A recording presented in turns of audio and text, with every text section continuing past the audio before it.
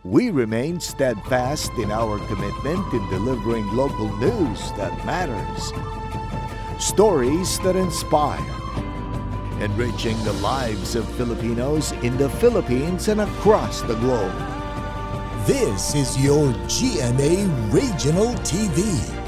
Buong puso para sa Pilipino.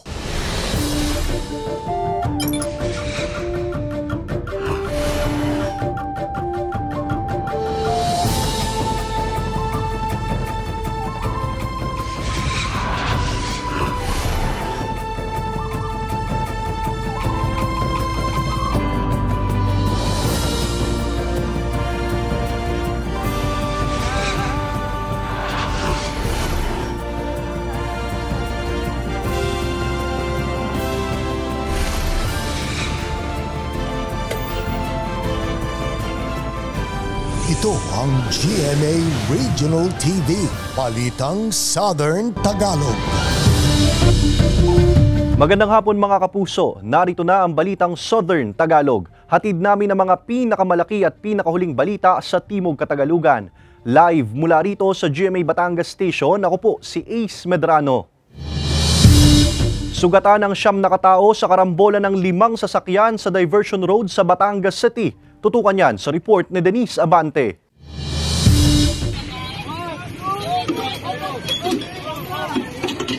Nagtulong-tulong ang mga traffic enforcers at ilang residente sa pagtatayo ng tumagilid na jeep na ito sa bahagi ng National Road sa Barangay Bulbok, Batangas City kahapon ng hapon. Sa investigasyon ng pulisya, patungo sana sa Grand Terminal ang pampasaherong jeep nang mawalan ng kontrol ang driver sa manibela nito. Nasagi nito ang isang tricycle na bumangga naman sa katabi nitong kotse. Sa halip na lumiko, nagdire-diretso umano ang pampasaherong jeep patungo sa bahagi ng Barangay Bulbok at dito niya nasalpok ang isang concrete barrier. Dahilan para tumagilid at madaganan pa ang isang SUV at mabangga ang isang pickup truck. Nung magkaroon po ng collision o yung pagkabangga na talaga ng jeep, ay nagkaroon po talaga ng pagkakasunod-sunod na sabitan dahil nga nung impact ng collision. Siguro po nananakbo itong jeep ng mga 60 to 70 km per hours at nung mawalan nga po siya ng control sa manibela ay yun na nga po. Pinilit po niya na mapatigil yung sasakyan sa pamagitan po ng pagbangga na dun sa poste. Nagtamo ng galo sa katawan ng 6 daw na pasahero ng jeep at 3 iba pa na lula ng ibang mga sasakyan. Agad silang nilapatan ng paunang lunas ng rumesponding kawani ng CDRRMO at PDRRMO. Nagkausap na rin daw ang driver ng pampasaherong jeep at mga pasahero nito, gayon din ang mga driver ng iba pang sasakyang nadamay sa aksidente hinggil sa pagpapagamot at danyos ng mga ito. Nagkaroon na po sila ng usapan na pananagutan na lang po ng driver yung po mga damages at yung naman po mga pasahero ay hindi na po sila magsasampa ng reklamo at dahil nga po minor injuries lang po, yung iba naman po ay hindi nasaktan, eh di pumayag na po sila na maging ayos na ang lahat. Sinisika pa ng GMA Regional TV, Balitang Southern Tagalog, na makuhanan ng pahayag ang mga biktima at ang mga driver na sangkot sa nangyaring aksidente. Paulit-ulit namang paalala ng pulisya sa mga motorista ang iba yung pag-iingat sa pagmamaneho sa kalsada. Kasama si J.R. Manjares, Denise Abante, Balitang Southern Tagalog. 2 ang patay sa banggaan ng isang fast craft at water taxi sa pagitan ng Batangas at Oriental Mindoro. Para sa detalye, makakasama natin live si Paul Hernandez. Paul? Sa kabila ng nakalulungkot na balitang yan, ligtas naman yung 5 pasaherong sakay nitong water taxi na pawang mga banyaga. Gayon din sa mahigit 100 pasahero at crew ng fast craft. Mula Puerto Galera, biyaheng Batangas sanang isang water taxi kung saan lula ng 5 pasahero at 4 na tripulante nang makabanggaan ng fast craft sa katubigang sakop ng Matoco Point sa Batangas City. Ayon sa Philippine Coast Guard o PCG Batangas, patay sa insidente ang kapitan at isang crew ng water taxi. Ligtas naman ang 2 pang crew at 5 pasahero. Ang initial po natin is 2 po yung namatay, isang yung boat captain at saka isang crew niya. Ayon sa Provincial Tourism Office ng Oriental Mindoro, pawang mga banyaga ang 5 pasaherong sakay ng water taxi, 4 mula sa China at 1 sa Sweden. Nakabalik na raw sa hotel ang mga banyaga matapos magamot. Ang nakabangga ang fast craft, may lula na higit 100 pasahero at 19 na crew na papunta sa Calapan City sa Oriental Mindoro galing Batangas. Ligtas daw lahat ng pasahero at crew ng fast craft. Agad ikinasa ng PCG ang rescue operations. Patuloy pang nagsasagawa ng investigasyon ng mga otoridad tungkol sa insidente. Sa mga oras na to, wala pang impormasyon yung Philippine Coast Guard Batangas kung kailan makababalik sa Batangas Port itong fast craft, bagay na inaantabayan na natin sa mga sandaling ito. Ace. Maraming salamat, Paul Hernandez. Formal lang nagsimula ngayong araw, January 31, ang 5th National Congress of St. James the Greater Parishes and Devotees sa Ibaan, Batangas. Host ngayong taon ng Archdiocesan Shrine and Parish of St. James the Greater sa bayan. Dagsa mga deboto ni Santiago Apostol na mula pa sa iba't ibang lugar sa bansa. Alas 4 ngayong hapon, ng pangunahan ni Lipa Archbishop Gilbert Garcera ang misa, hudyat ng pagbubukas ng 3 araw na aktibidad na nakatuon sa debosyon kay Poong Santiago. Ngayong hapon, isinasagawa ang Grand Procession sa pangunahing daan sa bayan. Nauna nang nag-abiso ang otoridad ng temporary road closure sa kahabaan ng J. Pastor Street at JP Rizal Street mula alas 5 ng hapon hanggang alas 9 ng gabi ngayong araw upang bigyang daan ang naturang prosesyon. Samantala, magtatapos ang National Congress sa Biyernes, February 2 sa pamamagitan ng misa na pangungunahan ni Manila Archbishop Jose Cardinal Advincula. Nainip daw ang ilang Batanggenyo sa tila mahabang buwan ng Enero. Ang pakiramdam ng pagkainip may kinalaman sa transition mula holiday breaks papunta sa ordinaryong araw ayon sa clinical psychologist. Alamin yan sa report ni Paul Hernandez. Naging punterya ng ilan ang kalendaryo nitong mga nakakaraang araw. Pakiramdam daw kasi nila na stuck na tayo sa buwan ng Enero. May post pa ang mga netizen na tila wala ng katapusan ng date ng January. May customized calendar pa nga na pinahaba pang lalo ang petsa. Pero the long wait is over dahil ang last day of January is finally here. For real! Last na, magpe-February na. Para nakahinga na sa January, naka-1 buwan na. Hintay ko tagal, nahinip nga ako eh. Kasi? Kasi gawa ng, gusto ko dumating na agad yung another months na baka iba ang magiging takbo ng buwan. Normal lang daw ang nararamdaman ng marami na pagkainip ayon sa isang clinical psychologist. Nasa transition daw kasi ang utak at katawan natin mula sa magkakasunod na holiday breaks papunta sa normal na mga araw. So yung contrast na yon can make you feel very much like parang ang dragging. Kasi from something na very busy to very ordinary, so ang laking contrast nun. Marami rin daw kasi sa atin ang mga may plano o di kaya mga lakad na gusto agad matupad. At ang ilusyon na para bang hindi raw nababawasan ng araw, nagdudulot minsan ng pagod. When we look forward into the future so much, it could give us the perception or illusion na parang ang tagal. Ang tagal dumating dun sa point na yon. So that may be one factor kung bakit parang ang tagal-tagal. Ikinumpara pa ito sa isang matagal at mahabang biyahe bago pa makarating sa pupuntahan. Parang you're excited to reach your destination or to that point. And the more you have that tension, lalong ang tagal ng perception ng oras. Ang pag-goodbye January at hello February, dapat na maging hudyat na kumilos tayo sa pagtupad ng mga plano at hangarin sa buhay. Sabay ng pagpapalit ng petsa at mga buwan ngayong taon. Kasama si Buhay Adante Jr., Paul Hernandez. Balitang Southern Tagalog. Alae! Alae! Alay! Alae! Alae! Alae!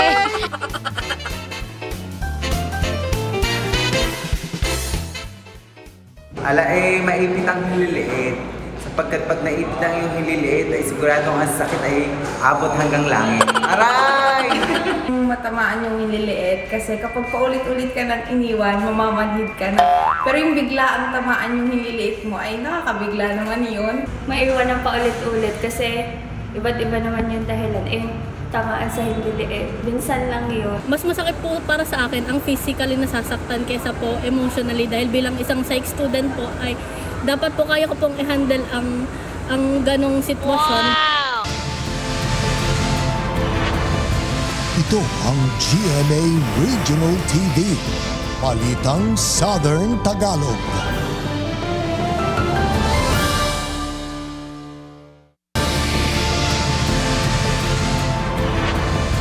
Ito ang GMA Regional TV, Balitang Southern Tagalog.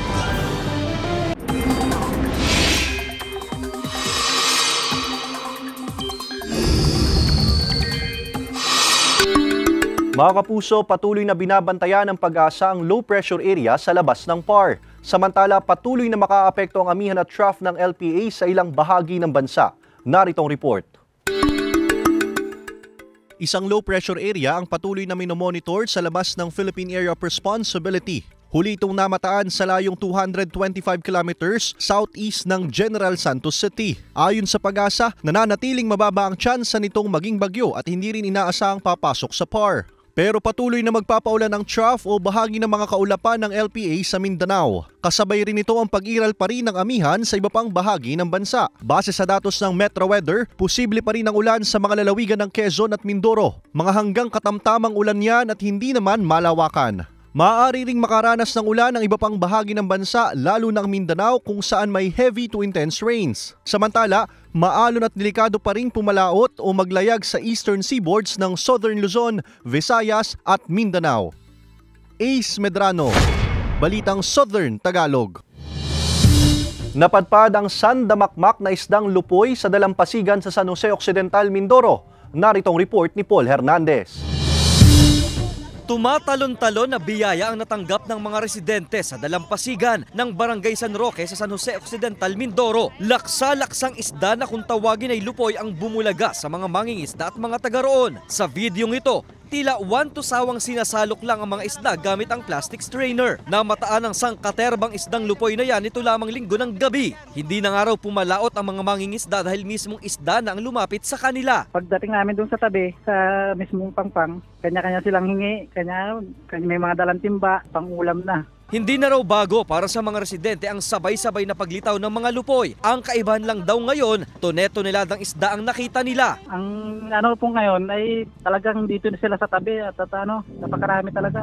Paliwanag ng Bureau of Fisheries and Aquatic Resources o BFAR, posibleng bunsod ng malamig na panahon dala ng amihan ang biglang paglitaw ng sandamakmak na lupoy. Pumapaibabaw raw ang malamig na temperatura ng tubig. Dagdag pa riyan ang pagdami umano ng planktons na kinakain ng mga isda. Ang mga ito raw ang hinahabol ng mga isda. Pero posible rin daw na hinahabol naman ang mga isda ng mga predators nila sa ilalim ng katubigan kaya sila napapadpad sa mababaw na bahagi ng karagatan.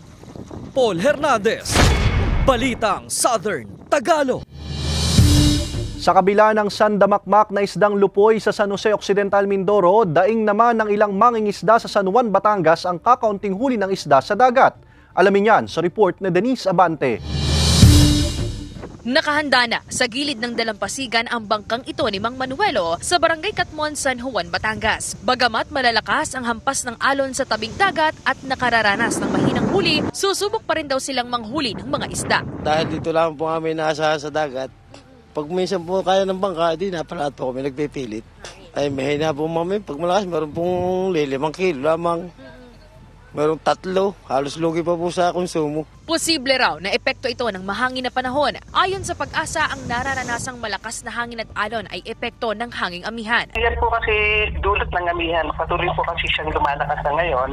And then siguro tatagal siya hanggang last week ng February siguro. Ang mangingisda namang si Mang Eddie, hindi na raw muna makikipagsapalaran ngayong nakakaranas ng malalakas na hangin at alon. Hindi na rin daw kasi kakayanin sa kanyang edad na pumalaot pa kapag malakas ang alon. Ako yung may edad na, ako naman hindi. Nakatigil na lang ako sa bahay, yung mga anak nahingi na lang sa mga anak. Kanina ako lumaot, may huli mga 6 na kilo. Nakakaraos naman. Umaasa ang mga mangingisda gaya ni Mang Manuelo at Mang Eddie na pagsapit ng buwan ng Pebrero o Marso ay muling lalakas ang kanilang huli ng isda. Batid din daw kasi nila ang posibleng disgrasya sa dagat sakaling magbilit na lumaot kapag may malalakas na alon. Kasama si J.R. Manjares, Denise Abante, Balitang Southern Tagalog. Mga kapuso, bukas araw ng Miyerkules, February 1, mawawalan ng supply ng kuryente ang ilang barangay sa mga bayan ng Mabini at San Jose, Batangas. Magsisimula ito alas 9 ng umaga hanggang alas 4 ng hapon. Samantala sa Biyernes, February 2, mawawalan din ng supply ng kuryente ang ilang barangay sa San Jose, Batangas na magsisimula alas 8:30 ng umaga hanggang alas 4 ng hapon. Nabigyan ng pagkakataong maikasal sa kanilang mga kapareha ang 15 PDL sa Santa Rosa City, Laguna. Tunghayan yan sa report ni Paul Hernandez.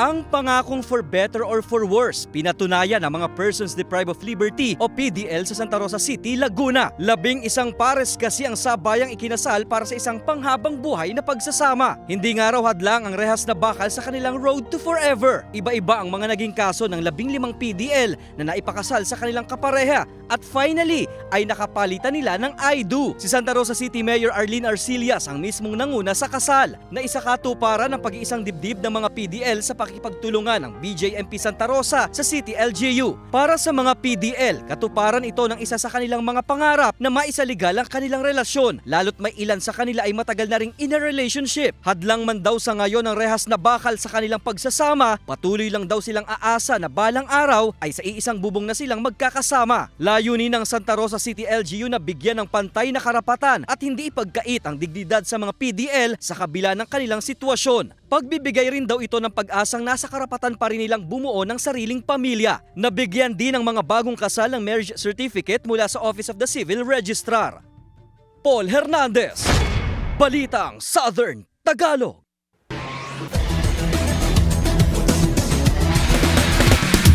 Wagi kontra sa Mapua University Cardinals ang University of Perpetual Help System Dalta Altas sa NCAA Season 99 Men's Beach Volleyball.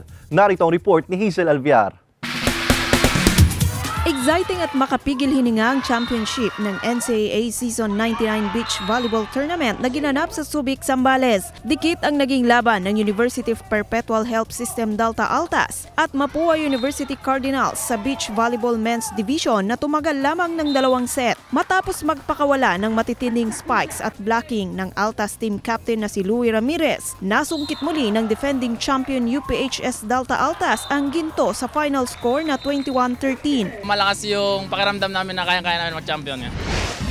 Wagi naman ng ginto sa Women's Division ang Colegio de San Juan de Letran Lady Knights kontra San Beda University Lady Red Spikers sa score na 21-16. Ang Lady Knights nagpakawala ng mga spikes na bumutas sa depensa ng Lady Red Spikers na muntik nang makahabol sa second set. Sabi po sa amin, 1 game at a time lang po kami, tsaka mag-enjoy lang po sa loob ng court. Sinagalan po namin every game, tsaka tinrabaho po lahat-lahat ng game. Sa Junior Men's Division, ang ASC Brigaders ang tinanghal na champion matapos talunin ang LPU Junior Pirates sa score na 15-10. Sobrang abak ko po na strategy pa rin po, then teamwork, enjoyment. Most valuable players sina Gia Marcel Makilag, Louie Ramirez at Alijan Apdian. It was a success and we're thinking of putting a girls division next year. Hazel Alviar, Balitang Southern Tagalog. Ito ang GMA Regional TV, Balitang Southern Tagalog.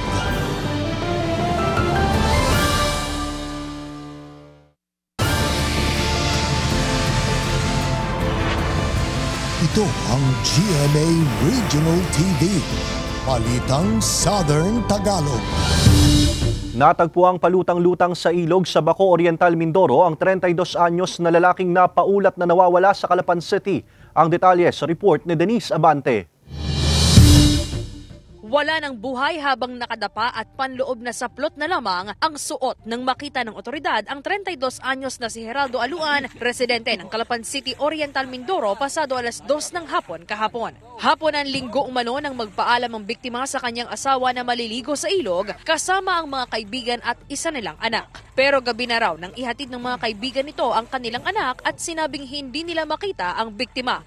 Dito na raw siya nag-alala. Hindi pa nga po ako maniwala kasi akala ko nagbibiro lang. Hindi po ako makapaniwala. Pinuntahan ko po talaga siya mismo doon. Marunong po ay siguro po sa sobrang lakas ng agos. Alam ko kung nilabanan niya yung agos, lumaban siya. Pinilit niya po makasurvive pero hindi na po winaya. Ayon sa Calapan City RRMO, posibleng natangay ng malakas na agos ng tubig sa ilog ang biktima. Kasi yung pong tubig na dumadaloy po dito sa ilog ng kung saan nalunod po itong biktima ay galing po sa bundok. May mga pag-uulan po na nagaganap po doon. May current po kasi, may agos po itong ilog na ito. At yun po yung dahilan din kung kaya siya po ay napadpad doon po sa isang barangay sa Baco Oriental, Mindoro. Nahirapan naman daw daw ang otoridad sa paghahanap sa biktima dahil bukod sa ragasan ng tubig sa ilog, masama rin daw ang naranasang panahon sa lugar. Natagpuan daw ang biktima 1 kilometro ang layo mula sa lugar kung saan siya huling nakasama ng mga kaibigan. Opo, medyo challenging po dahil dito po sa ilog na ito ay particular po dun sa may tulay ng Lungos. Yun pong mga debris. Nung pinaltang tulay ay nandito rin po sa ilog at base po dun sa mga local community. Hindi rin sila mag-attempt na hanapin dun sa lugar. Parang hinihigop sila pa ilalim. May mga bahagi pong ganun kaya yun po yung medyo challenging. Tanggap naman na raw ng asawa ng biktima na aksidente ang nangyari. Opo, aksidente lang po. Kung nasan man po siya ngayon, sana po maging panatag na siya. Kakayanin ko po mag-isa para sa aming 3 anak. Basta nasa akin po yung 3. Abiso ng otoridad sa mga residente. Kung hindi po kayo pamilyar sa pagliliguan ninyong ilog ay ibayo pong pag-iingat lagi. Denise Abante, Balitang Southern, Tagalog. Umabot sa mahigit 12,600 tons ang sulfur dioxide emission ng Bulkang Taal ayon sa PHIVOLCS na itala rin ng mahinang pagyanig. Ang detalye sa report ni Paul Hernandez. Nananatili pa rin sa alert level 1 ang Bulkang Taal sa kabila ng mababang bilang ng volcanic earthquake sa mismong isla. Sa katunayan, isang volcanic tremor lang ang nairehistro ng PHIVOLCS sa nakalipas na magdamag na tumagal lang ng 3 minuto. Nasa mahigit 12,600 tons pa rin ang huling naitalang sulfur dioxide emission. Mas mababa sa mahigit 15,000 tons nitong nagdaang araw. Yung steam na nakikita natin, yun yung evidence ng degassing activity. Sabi ng PHIVOLCS, kasakasama na palagi ng degassing o pagbubuga ng usok ng bulkan ng asupre. May banta pa rin ng volcanic smog o VOG, pero hindi naman daw ito mabubuo kung mananatiling malakas ang hangin sa himpapawid. Ang steaming activity o pagsingaw patuloy na nangyayari dahil sa mainit na volcanic fluid sa bunganga ng bulkan. Pero normal lamang ito sa isang aktibong bulkan gaya ng Taal. Kaya sabi ng mga otoridad, isama na sa pang-araw-araw na pamumuhay ang pag-iingat, sumunod sa abiso para sa kaligtasan ng lahat. Kasama si Buhay Adante Jr., Paul Hernandez, Balitang Southern Tagalog. Arestado sa ikinasang buy-bust operation ng pulisya ang 4 na katao, kabilang ang tinuturing na high-value individual sa Barangay Pitland, Cabuyao City, Laguna kahapon. Kinilala mga sospek na sina alias Edwina, Nino, Jasmine at Christopher. Nakumpiska sa mga sospek ang 6 na sachet ng hinihinalang shabu na may timbang na 67 gramo at tinatayang aabot sa mahigit 455,000 pesos. Na-recover din ang isang cellphone at ang ginamit na buy-bust money. Kasalukuyang nasa kustudiya ng Cabuyao City Police Station ang mga sospek na naharap sa kasong paglabag sa Republic Act 9165 o Comprehensive Dangerous Drugs Act of 2002.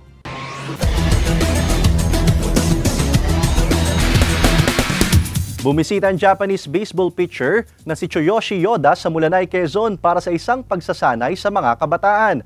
Ang baseball pitcher bilib sa galing ng mga Pinoy. Tunghayan yan sa report ni Paul Hernandez. Sa liksi at galing, pinatutunayang hindi dapat ismuli ng baseball team sa Mulanay, Quezon. Time out muna sila sa eskwelahan at sa open field sila nagharap-harap para sa isang baseball clinic. Ang koponan ilang ulit na rin nakapag-uwi ng karangalan sa bayan na nagiging kinatawan sa palarong pambansa. Actually, 2 teams to isang secondary tsaka isang Little League.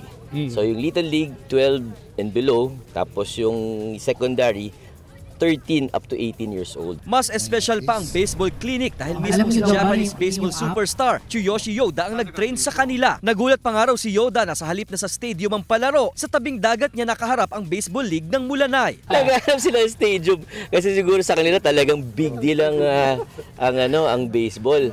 No, we're just gonna play here. Really? Yes. Ang imbitasyon sa Japanese baseball superstar, hudyat daw ng pagpapalakas pa ng sports sa Mulanay, partikular sa baseball. Nakitaan daw ni Yoda ng malaking potensyal sa baseball ang young Pinoy athletes. Pinaplansya na rin ang pagkakaroon ng congressional meet na magiging tapatan ng lakas ng katawan, bilis at tinig sa baseball field ng mga kabataan. Napapansin ko po dito sa ating bayan, laging basketball, diba? Yun ang talagang hilig. Pero meron pong future sa baseball, kagaya po ng mga tiga-Mulanay.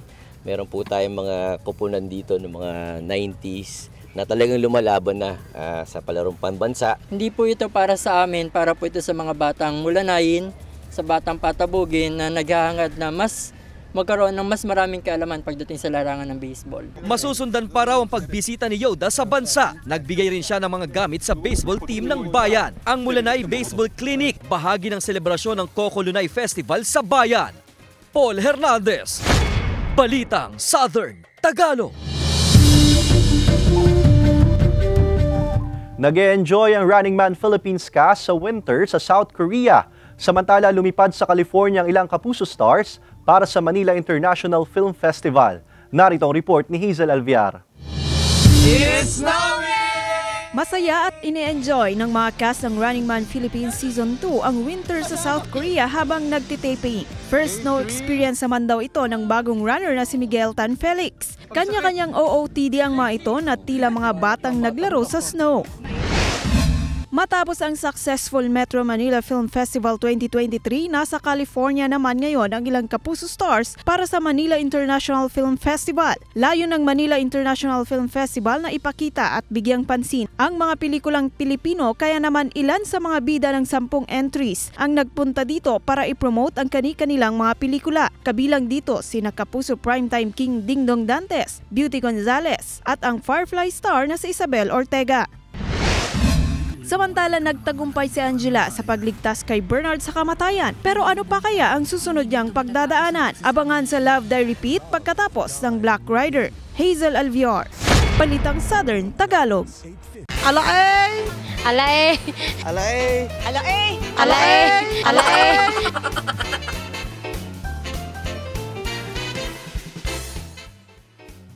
Siguro mas masakit ang maipit ang hindi liit. Bakit po? Dahil manhid na ako dyan. Mas masakit pa rin ang maipit ang hililiit ng paulit-ulit. Mas masakit po ang maipit ang hililiit dahil po hindi po ang kaagad. Wow! Mas masakit yung maiwan ng paulit-ulit kasi yung pag hiniliit lang nasaktan ay nawawala naman, pero yung paulit-ulit permanente yun na permanenteng maano sa puso mo tsaka sa iyo. Samantala, mapapanood nyo po ang episode na ito at iba pa ang pinakahuling lokal na balita sa official website ng GMA Regional TV, www.gmaregionaltv.com. Pwede rin kayong bumisita sa aming official YouTube channel, GMA Regional TV, at i-click ang subscribe button para sa pinakamainit na balita mula sa rehiyon. Dahil sa GMA Regional TV, local news matters.